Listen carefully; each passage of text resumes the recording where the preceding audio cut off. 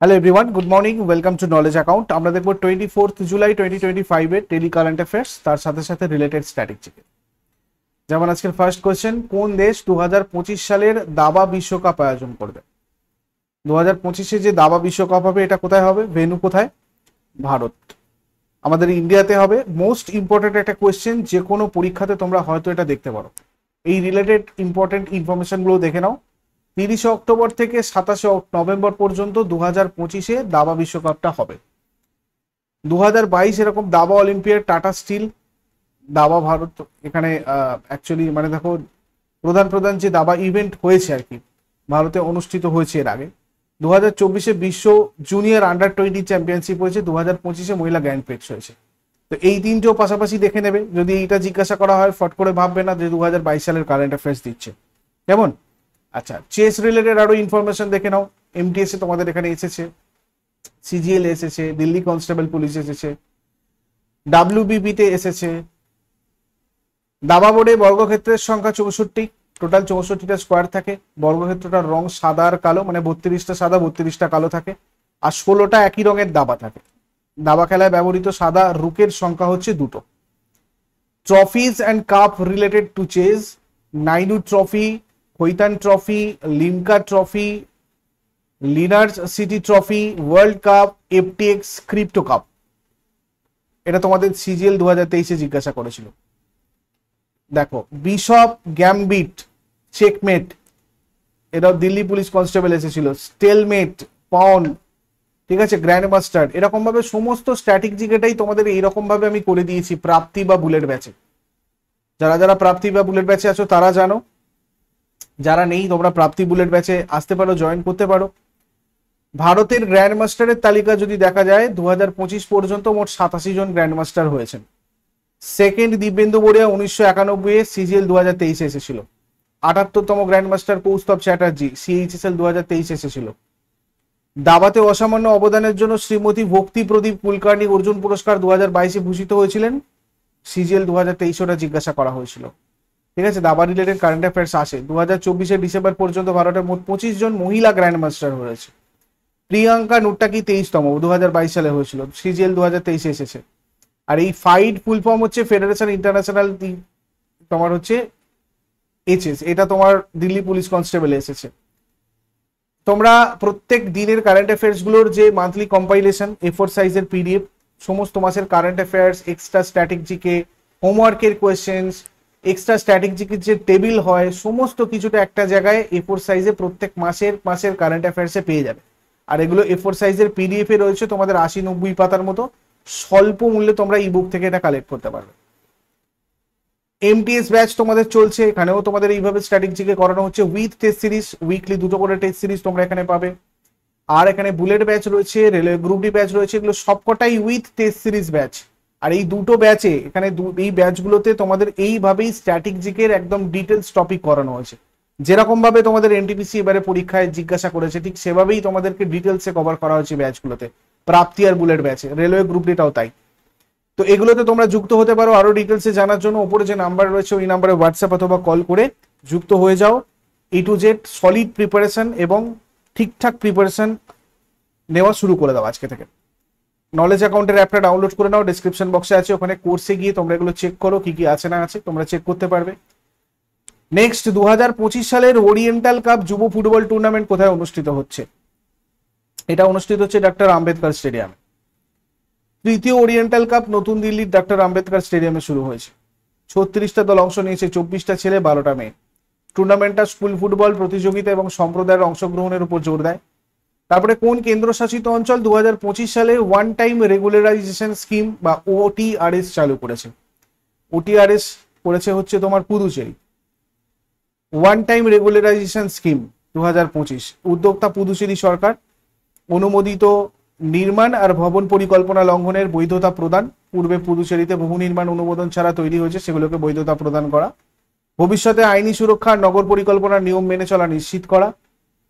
1 মে 1987 থেকে 16 জুলাই 2025-এর মধ্যে মানে এটা তৈরি হবে। মোট কথা 16 জুলাইয়ের মধ্যে আর কি হয়ে গেছে এটা। আবাসিক ভবনের জন্য 5,000 টাকা, অন্যান্য ভবনের জন্য 10,000 টাকা করে। আর যাচাই বাছাই ফি হচ্ছে 20 টাকা পার স্কোয়ার ফিট, আর তোমার হচ্ছে 50 মিটার পার বর্গমিটার, মানে স্কোয়ার ফিট হচ্ছে অনাবাসিকদের ক্ষেত্রে। এটা আবাসিকদের ক্ষেত্রে, অনাবাসিকদের ক্ষেত্রে এটা। পুদুচেরি গঠিত হয় 1954 1 নভেম্বরে। রাজধানী পন্ডিচেরি। আন্তর্জাতিক কোনো সীমানা নেই, রাজ্যের সীমানা। মানে এটা 3টে রাজ্য, তামিলনাড়ু, কেরালা আর অন্ধ্রপ্রদেশে, মানে এর মাঝখানে রয়েছে মোট কথা। জেলার সংখ্যা 4টে। অফিসিয়াল ল্যাঙ্গুয়েজ তামিল এবং ইংলিশ। অতিরিক্ত ভাষা ফরাসি। রাজ্যসভার 1টা আসন, লোকসভার 1টা। হাইকোর্ট হচ্ছে মাদ্রাজ হাইকোর্ট। প্রথম লেফটেন্যান্ট গভর্নর সায়াজি লক্ষণ শিলাম। বর্তমান লেফটেন্যান্ট গভর্নর কে কৈলাসনাথন। প্রথম মুখ্যমন্ত্রী এডওয়ার্ড গাউবার্ট। মুখ্যমন্ত্রী এন রঙ্গস্বামী বর্তমানে রয়েছেন। স্টেট অ্যানিমাল ইন্ডিয়ান পাম স্কুইরেল। কোয়েল হচ্ছে স্টেট বার্ড, আর স্টেট ট্রি হচ্ছে ইন্ডিয়ান বেল।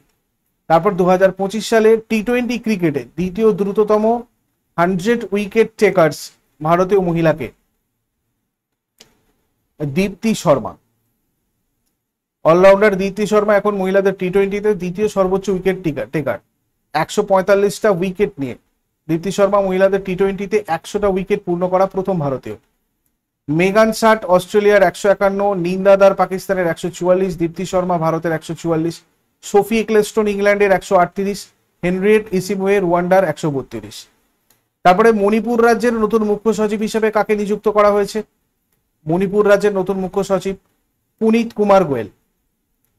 1991 ব্যাচের একজন senior Indian administrative service officer doctor Punit Kumar Goel. মুখ্য সচিব সম্পর্কে একটু দেখো। ভারত সরকারের প্রবীণতম আইএএস কে মুখ্য সচিব হিসেবে নিয়োগ করা হয়। এই মুখ্য সচিব হচ্ছেন রাজ্য সচিবালয়, মানে রাজ্য ভারতীয় প্রশাসনিক পরিষেবা, রাজ্য সিভিল সার্ভিসেস বোর্ড এবং রাজ্য সরকারের নিয়ন্ত্রণাধীন সমস্ত সিভিল পরিষেবাগুলোর পদাধিকারী বলে প্রধান। মুখ্য সচিব রাজ্য প্রশাসন সংক্রান্ত সমস্ত বিষয়ে মুখ্যমন্ত্রীর প্রধান উপদেষ্টা। রাজ্যের মুখ্যমন্ত্রী মুখ্য সচিবদের নিয়োগ করেন। সাধারণত সিনিয়র আইএএস অফিসারদের রাজ্যের মুখ্য সচিব হিসেবে নিয়োগ করা হয়। এই নিয়োগের বিষয়ে মুখ্যমন্ত্রী কেন্দ্রীয় সরকারের মতামত দিতে পারেন, তবে এই পরামর্শ বাধ্যতামূলক নয়। মুখ্যমন্ত্রী মন্ত্রী বা মন্ত্রিসভার সঙ্গেও পরামর্শ করতে পারেন। তারপরে তামিলনাড়ু কোথায় হর্নবিল সংরক্ষণ কেন্দ্র স্থাপন হয়?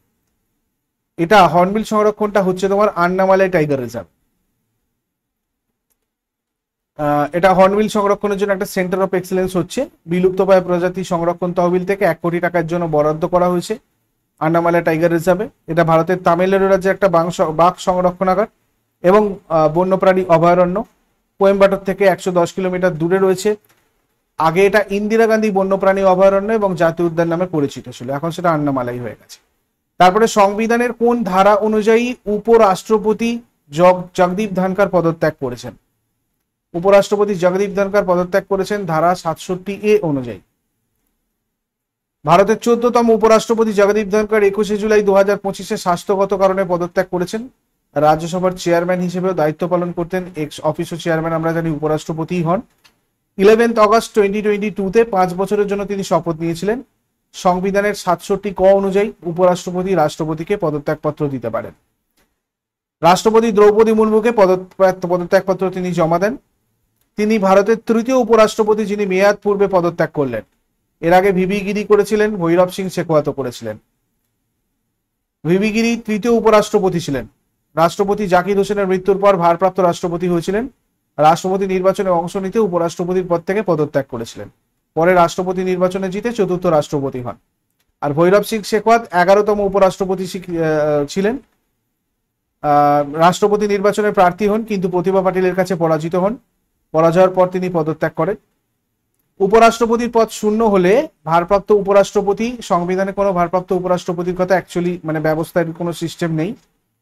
পদ শূন্য হলে সংবিধানের অনুচ্ছেদ 68B অনুযায়ী যত তাড়াতাড়ি সম্ভব নতুন উপরাষ্ট্রপতি নির্বাচন করতে হয়। আর উপরাষ্ট্রপতি পদ শূন্য থাকলে রাজ্যসভার উপচেয়ারম্যান রাজ্যসভার কার্যনির্বাহী সভাপতির দায়িত্ব নেন। জগদীপ ধনখড় সম্পর্কে তথ্য দেখো। 18 মে 1951 পিথানা গ্রাম, ঝুনঝুন জেলাতে, রাজস্থানে তিনি জন্মগ্রহণ করেন। পেশায় একজন আইনজীবী। রাজনীতিতে আসেন 1989-তে ঝুনঝুন থেকে, লোকসভা সদস্য হন। 1993 কিষানগড় আসন থেকে বিধানসভা সদস্য হন। এগুলো কিন্তু তোমাদের এনটিপিসি এসএসসির জন্য ভাই খুব গুরুত্বপূর্ণ, আমি বারবার বলে রাখছি। ভেরি ভেরি ইম্পর্টেন্ট, খুব ভালো করে করবে, এগুলো একদম অ্যাভয়েড করবে না। এরকম জায়গা থেকেই এনটিপিসিতে কোয়েশ্চেন তোমাদের এসেছে। আজকে 9টার সময় তোমাদের আমি এনটিপিসির ফুল সেট পড়াবো। এনটিপিসি 2025-এ কি কি প্রশ্ন এসেছিল সরি, ওটা আমি তোমাদেরকে মানডেতে করাবো, সোমবারে করাবো, তোমরা ওখান থেকে দেখতে পাবে। আজকে তোমাদের কম্পিউটারের ক্লাস হবে, কম্পিউটারেরও 251টা তোমাদের টোটাল কোয়েশ্চেন রয়েছে, ওগুলো তোমরা দেখবে।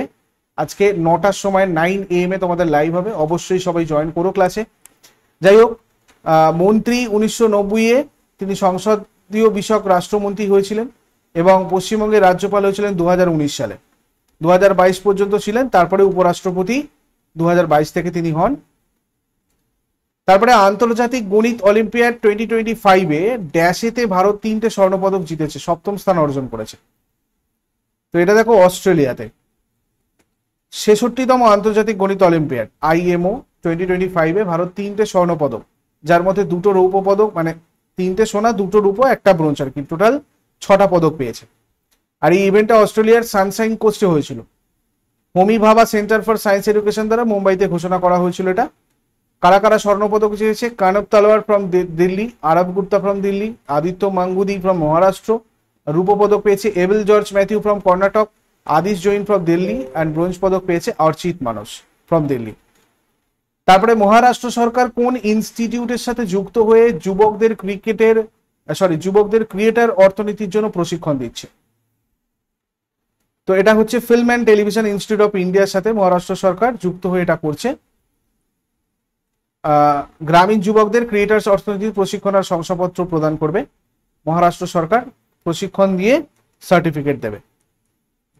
গ্রাম আর ছোট শহরের ছাত্রদের জন্য রাজ্য স্তরে FTII তে ভর্তি যাতে আরো সহজ হয় সেই জন্য।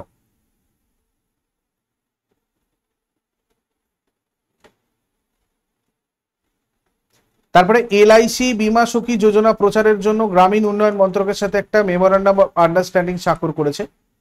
তো এই বীমা সখী যোজনার জন্য মেমোরান্ডাম অফ আন্ডারস্ট্যান্ডিংটা কোথায় স্বাক্ষরিত হয়েছিল? এটা হয়েছিল গোয়াতে। বীমা সখী যোজনা LIC আর গ্রামীণ উন্নয়ন মন্ত্রণালয়ের সহযোগিতায় হয়েছে। গোয়া মানে হচ্ছে অনুভূতি সম্মেলনে মেমোরান্ডাম অফ আন্ডারস্ট্যান্ডিংটা স্বাক্ষরিত হয়েছে গ্রামীণ এলাকার মহিলাদের বীমা বিতরণের মাধ্যমে আর্থিকভাবে সক্ষম করার উদ্দেশ্যে। শুধুমাত্র মহিলাদের LIC এজেন্ট হিসেবে এখানে চাকরি হবে, পারিশ্রমিক আর ভাতা সহ কর্মক্ষমতা ভিত্তিক আয় হবে। LIC এজেন্টদের মতো সব সুবিধা ও অধিকার তারা পাবে। মহিলাদের দীর্ঘমেয়াদী আর্থিক স্বাধীনতা নিশ্চিত করবে এটা। আর বীমা শিল্পে মহিলাদের সক্রিয় অংশগ্রহণ এর সাহায্যে বাড়ানো যাবে। গোয়া গঠিত হয় 1987-এ ভারতের 25তম রাজ্য হিসাবে। দেখো NTPC CPO-তে এসেছিল। রাজধানী পানাজি, আন্তর্জাতিক কোনো সীমানা নেই। রাজ্যের সীমানা দুটো রাজ্যের সাথে রয়েছে, গোয়ার উত্তরে মহারাষ্ট্র, পূর্ব ও দক্ষিণে কর্ণাটক, পশ্চিমে আরব সাগর। টোটাল 2টো জেলা, সরকারি ভাষা কোঙ্কনি। বিধানসভা 40টা আসন, রাজ্যসভার 1টা, লোকসভা 2টো আসন, হাইকোর্ট বোম্বে হাইকোর্ট। প্রথম রাজ্যপাল KP ক্যান্ডেত, বর্তমান রাজ্যপাল পুষ্পপতি অশোক গজপতি রাজু। প্রথম মুখ্যমন্ত্রী দয়ানন্দ বান্দুৎকর, বর্তমান মুখ্যমন্ত্রী Pramod Sawant. State animal gaur, state bird হচ্ছে বুলবুল। স্টেট ট্রি কি? কোকোনাট। উৎসব এখানে সানবার্ন ফেস্টিভ্যাল রয়েছে, লাদাইন, মান্ডো এগুলো রয়েছে। লোকনৃত্য রয়েছে তরঙ্গমেল, কলি, তারপরে দেখনি, ফুগুড়ি, সিগমো, ঘোড়ে, মদনি, তারপর সামাই নৃত্য, জাগর এগুলো রয়েছে। ন্যাশনাল পার্ক রয়েছে মোল্লেম ন্যাশনাল পার্ক। এরপর আগের দিনে হোমওয়ার্কগুলো আমরা দেখে নেব। দিল্লির কোন সুলতান তার রাজধানীকে দিল্লি থেকে দৌলতাবাদে স্থানান্তরিত করেন? এটা হয়ে যাবে আমাদের দিল্লির সুলতান মুহাম্মদ বিন তুগলক। আর মেঘালয়ের রাজধানীর নাম হচ্ছে শিলং। আর আজকে তোমাদের জন্য প্রশ্ন থাকবে, ইসরোর বর্তমান চেয়ারপারসন কে?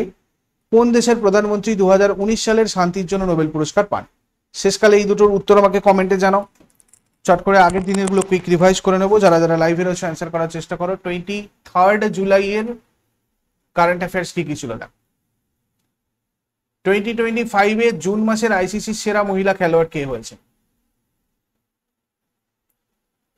Hayley Matthews. কোন দেশকে বিশ্ব স্বাস্থ্য সংস্থা ট্রাকোমা নির্মূলকারী দেশ হিসেবে স্বীকৃতি দিয়েছে? সেনেগাল। 2025 সালে জুন মাসের ICC পুরুষদের সেরা খেলোয়াড় কে হয়েছেন? এইরেন মার্করাম। কেরলে চালু হওয়া CYTB স্কিন টেস্ট কি শনাক্ত করতে ব্যবহৃত হয়? সুপ্ত টিবি সংক্রমণ। 2024-25 সালের জন্য ভারতের সবচেয়ে বেশি প্রক্রিয়াজাত আলু উৎপাদনকারী রাজ্য কোনটা? গুজরাট। ম্যালেরিয়ার বিরুদ্ধে লড়াইয়ের জন্য ভারত কোন টিকা তৈরি করেছে? এডফালস ভ্যাক্স। উত্তরাখণ্ড নিমেষ উৎসব কোথায় অনুষ্ঠিত হচ্ছে? রুদ্রপুর। কোন সংস্থা ত্রিপুরায় 9টা শিল্পাঞ্চলের অবকাঠামো উন্নয়নের জন্য ঋণ অনুমোদন করছে? এশীয় উন্নয়ন ব্যাংক, মানে এশিয়ান ডেভেলপমেন্ট ব্যাংক। 2021 সালে ভারতে কত শতাংশ ব্যাংক অ্যাকাউন্টধারীর অ্যাকাউন্ট ছিল নিষ্ক্রিয়, মানে ইনঅ্যাক্টিভ? 35%।